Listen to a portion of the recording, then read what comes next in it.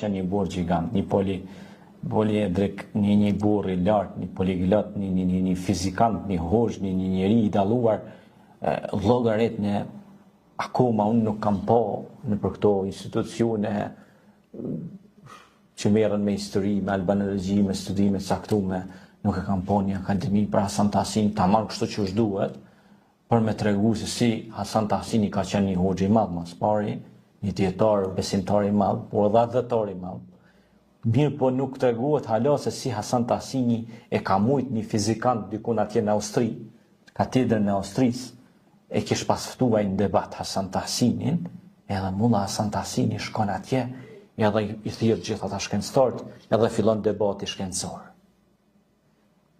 Dhe flitet për çështjen e lëvizjeve të planeteve, për yjsin, për astronominë, dhe hoxha fiton në debat para një akademiku, një fizikantit madh. Edhe të gjithë u tronditën dhe u shokuan si ka mundësi një hoxh ta mund një fizikant kaq të madh. Ishte dikun nëse zgabon nga familja vogël e Austrisë. Dhe mbetën të shtangur. Dhe i thanë, çka të ka bërë ty kaq të mençur? Po tha, unë jam tha hoxh, jam dietar, tha.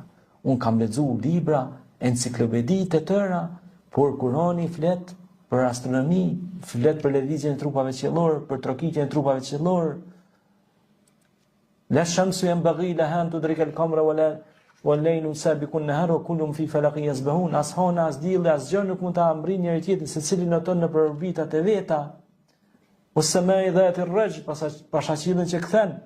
Pra Allah përmend planetet, e përmend kamrin, hanën, e përmend diellin, e përmend qiellin, lëvizjet e tyre.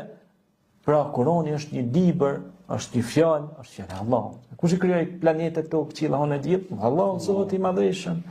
E ky dietar i madh, Hasan Tahsini, ishte lexues dhe studiues i madh, shkencëtar me renome botërore. Dhe askush nuk e merr drejtën me dalë, me majt një akademi, për kujtimore, me thonë, respekt o hoxhi nderuar,